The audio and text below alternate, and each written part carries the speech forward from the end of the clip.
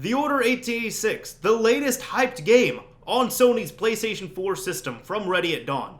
Is it really worth playing? Is it really worth buying? Is it really a cinematic experience? And why is it that for some reason I'm wearing a Pikachu hat for the intro of a Sony exclusive review?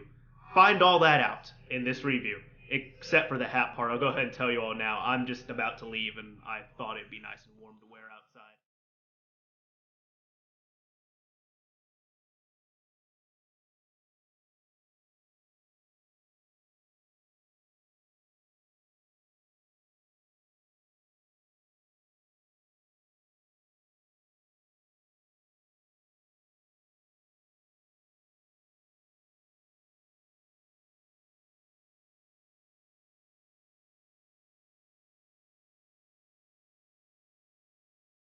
Hey, so what is going on, everyone? It is me, Mr. Mario, and today I'm going to be bringing you my own review of The Order 1886. Now, a little bit of backstory behind this.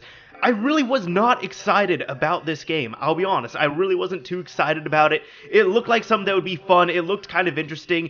Me, myself, I don't like to look at trailers of games or really research them too much or anything like that. I just like to be surprised. But I really did not get excited for this game until Thursday. It came out on a Friday, and I ended up getting it on Saturday, but the reason why I got excited was because it was looking good, and then I got an email from Gamefly saying that they sent it out to me, so I was all excited about it. Disappointed that I didn't get it on a Friday, but I got it on Saturday. I was able to play through it one time, and these are my thoughts on it. So, I literally just finished it. It is currently sitting on my PS4, with the credits rolling right now, but I just finished this game, and I'm going to try and keep the spoilers to a minimum on here. So, what can I say about this game overall? Well, in case you don't know, this game has been shrouded with a lot of controversy. First off, it had a really late embargo when it came to review scores. When the review scores came out, it had a lot of issues with low review scores. This is supposed to be a big game, a big exclusive for the PS4 coming out, and it really wasn't performing as well as it was supposed to. Then even before that, you had a lot of people talking about it, saying this game could be finished in 5 hours, it was a short game, all that stuff. I'm going to try and cover everything. First off, the game is short. I will give it that. Now, is there anything wrong with a short game? Not necessarily. For me, at least, I'm okay with the game being short if I know going into the game that it is short. Now, if I get a game, and I'm surprised by it, and I start playing it, and I finish it within 4 hours, that's when I get mad. Metal Gear Rising Revengeance, I'm looking at you. That is what I'm referencing right now. But there are many other games, some of my favorite games, for example, Devil May Cry 4, Rise Son of Rome, and even The Order 1886 right here. There are several games like that are short games that I have thoroughly enjoyed, that I think are very good games, and that I think are polished. Now, instead of talking about other games, let's go ahead and talk about The Order. What is The Order 1886? Well, first off, not getting into the story too much because I don't want to spoil too much of it. Essentially, it takes place in the year 1886. You are a knight who is part of the Order, and the Order is essentially the Knights of the Round Table in London. There are some controversies, there are some things going on, and there's something really secretive going on underground that is kind of controversial that might or might not have to do with werewolves and the likes of that. What happens is mostly up to you after that, whether you choose to continue the game and everything. Now, when it comes to the game itself, if you don't like story, if story is not on the top of your priority list when it comes to a game, skip out on this game. There is no reason for you to play this game. I'll be honest, just go ahead and skip out on this game. Now, if you're like me and you do enjoy a storyline to the point where, you know, story will be a big determining factor in a game, I would recommend checking out this game if you have a PlayStation 4. Now, as I said, the game is quite short. I was able to finish it in a few days playing it off and on, and honestly, I played it for maybe 6, top 7 hours, and I was able to finish it. Now, the gameplay itself, I will say, is quite basic when it comes right down to it. I feel like I'm going to be talking about a lot of negative things in here, but just bear with me. The gameplay itself is pretty simplistic. It's a third-person shooter. You can't level up your character, you can't level up weapons, anything like that, and it's just pretty much basic circle for hiding, X to get out of places, you tap down L3 to run around, you can melee people, there's different types of weapons you can use, but aside from that, it's short, it's sweet, it's to the point, I guess it comes to with the combat system, And one thing the combat system has gotten in trouble for, I guess, or has come under with some controversy and all that, is the quick time events. Now, quick time events are something that I am okay with, but this game is pretty heavy on quick time events, I'm not going to lie, and even this might be a little spoiler here, but honestly, the boss fight, the final boss fight in this game, if you can call it that, is quick time events. That's really all it is, and it's kind of disappointing because the fights that you go through to get to the boss is noticeably harder than the boss fight. That's a bit of an annoyance. It's like, really, Ready at Dawn? You're gonna be like that? Okay, I see how it is. But that is really how the gameplay is. There's a lot of quick time events. The combat itself, it's basic, it gets the job done. But with the character itself, your character is as is. You can't play as multiple characters. There's no co-op, nothing like that. And even another thing, I'm gonna be getting into this a little later, but there's really no New Game Plus option from what I've seen. So we'll see what it has to do with everything. Now, with the game itself, I'll say one big thing that this game does very well is that the game works. And not only it works, but it's polished. It's extremely polished. Now, there have been other things. For example, people have said that the resolution is all weird because of the black bars. I got used to the black bars. They didn't bug me as much as like other games, for example, The Evil Within. That also was presented in a black bar style cinematic format, but that way it bugged me actually. I believe the Order 1886 doesn't bug me as much due to the fact that it does have a limited to no HUD on your game, so it doesn't really bug me, while as The Evil Within did have a bit of a HUD going on. If you played the PC version of The Evil Within, you could actually patch the game so that you got rid of the black bars and you utilized the entire screen, which is a nice feature. Aside from the resolution, the black bars and all that, this game has also come under fire for being 30 frames a second. I will say this, I guess, yes, I'm gonna poke fun at it a little bit, it does make it feel more cinematic. But with a game like this, when it's a third-person shooter, there's gunfights and all that, I don't care who you are, what game it is, gunfights and all that are better in 60 frames a second. I would rather play a game in 60 frames a second than 30 frames a second. However, one big thing I will say is the entire time I played this game, there were no glitches, there were no bugs, there was nothing game-breaking, there was nothing bad that I can really say about the core game itself. Everything worked on it very well. The controls were very responsive. They were spot on. I never died from a BS reason. Every single time I died, I could tell you exactly why I died and how I died and what I did wrong on there. There was no BS behind this game when it came to that, which is what was really nice. Another thing with the frame rate, I will say, I never had the game drop in frame rate. Honestly, I never had it drop in frame rate. And when you get into the game, you really get into it if you are actually enjoying it. There's no loading times, no loading sequences, nothing like that. The initial load, that's about it.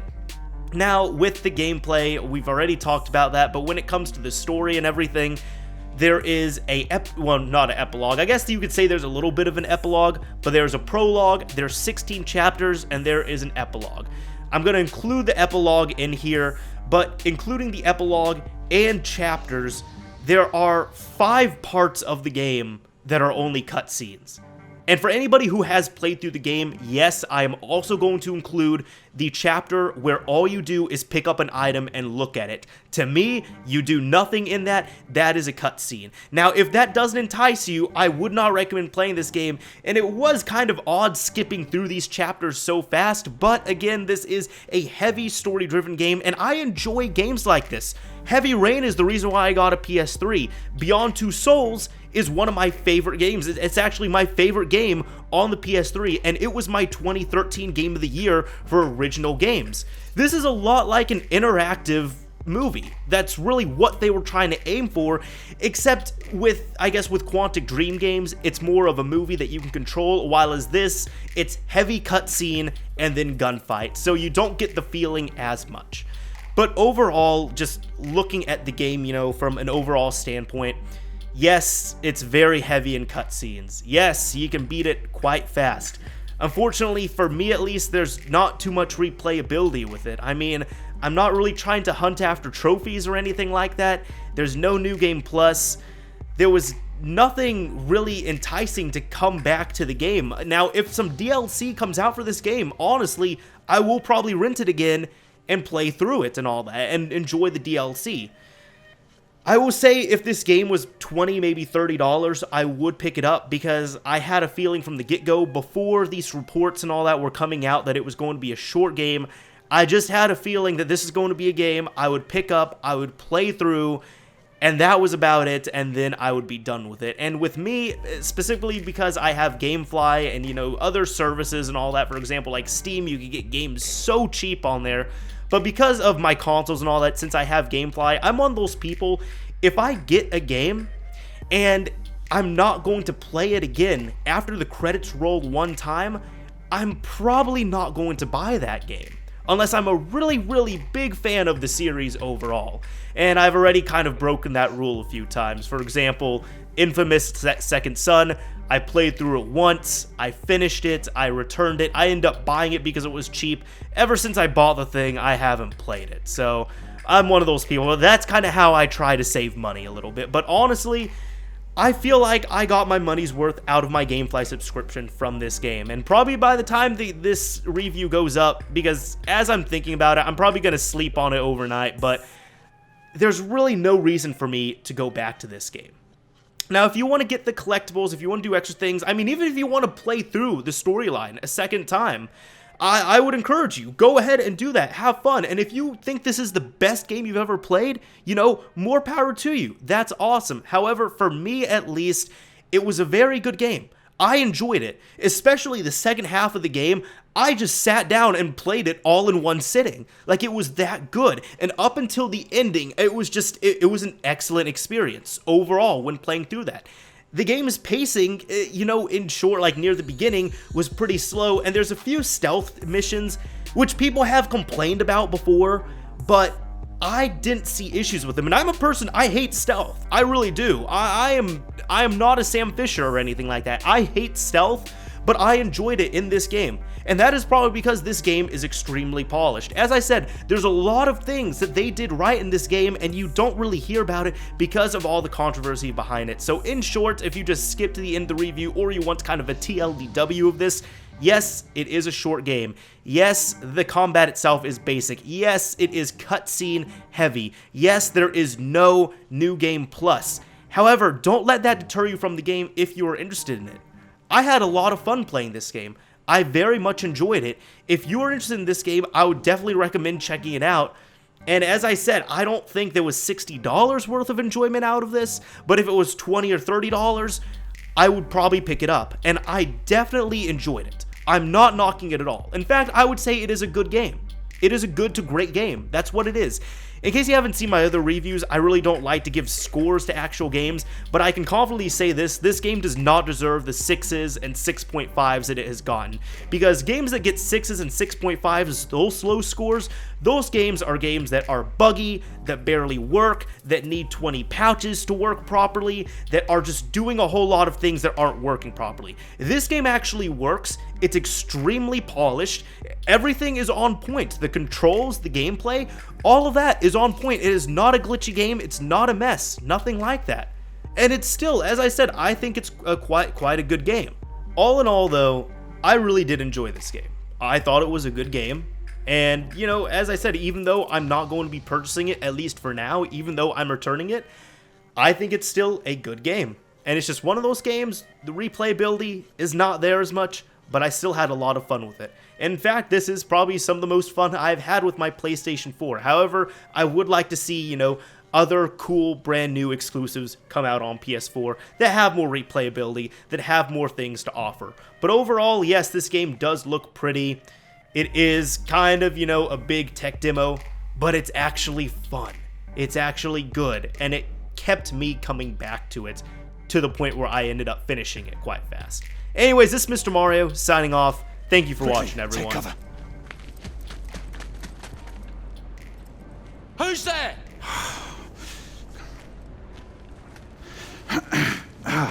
This is private property. Oh, I feared as much. I was lost in the tunnels. Who the devil are you? Another lost traveler in this infernal city, it appears. If you don't mind me asking, Where am I? Blackwall Yard. United India Docks. Definitely not where I thought. Well, you're going to have to go back the way you came. Back through the tunnels. Oh, a trifle easier to climb up to the streets, wouldn't you say? Back you go. Don't worry. He's only resting. Though his head might pain him for some time after.